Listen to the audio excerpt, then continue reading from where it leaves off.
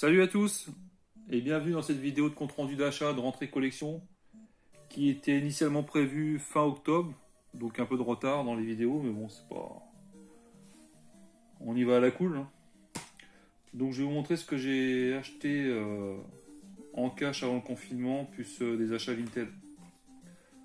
Donc je vais commencer avec le Splinter Cell 3D sur la Nintendo 3DS. Donc ça fait suite aussi un peu au Metal Gear que j'avais trouvé l'autre jour. Donc ça va être à tester pendant les vacances, cet été. Parce que les portables, généralement, j'y joue que pendant les vacances. Donc ça peut être bien sympa. J'ai le Splinter Cell sur la Game Boy Advance qui est pas mal aussi, qui est en 2D. Je me suis pris le Far Cry 4 en édition limitée, donc je l'ai déjà sur la PS3, mais il est encore sous blister. J'avais acheté le collector avec la statuette avec l'éléphant. Du coup, je l'ai pas déblisté, et puis je me suis lancé sur la version Xbox One.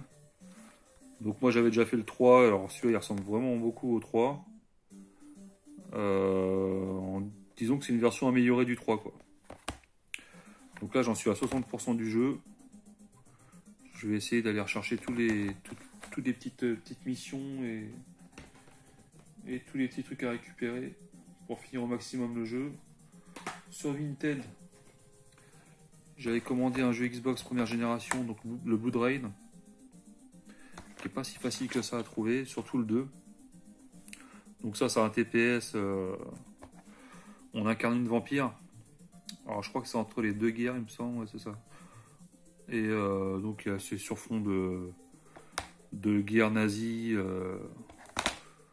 Et je crois que ça a été inspiré d'un film. Donc la dame qui m'a envoyé ça m'a fait un petit cadeau, elle m'a donné ça avec. Donc c'est super sympa de sa part, une petite démo Xbox, numéro 26, mars 2004.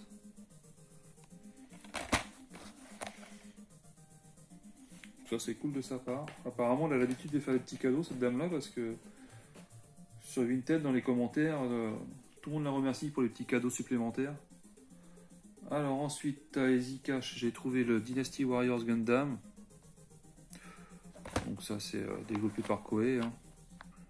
C'est un mousseau en version Gundam. Donc j'ai jamais essayé avec les Gundam. Donc il y a plusieurs épisodes, voir si ça le fait ou pas. Sinon je continuerai de compléter les séries. À voir si ça vaut le coup.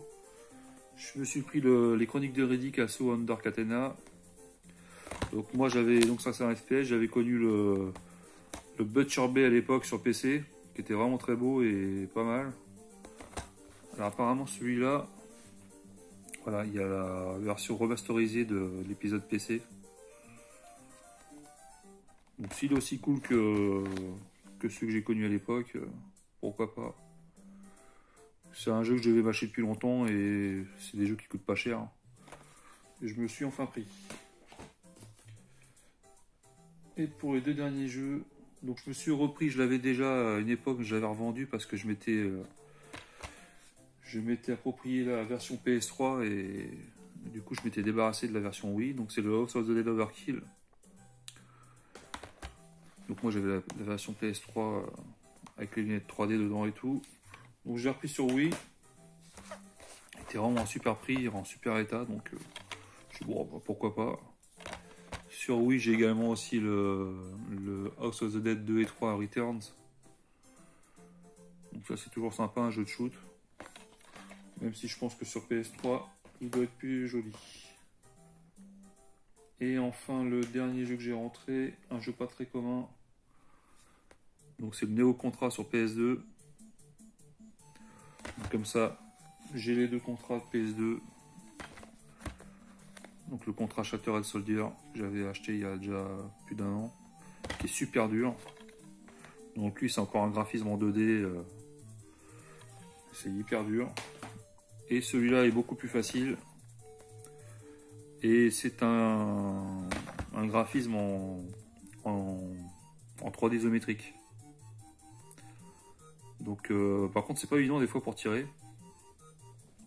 du fait de la 3D isométrique, mais comme il est plus facile que l'autre, ça passe.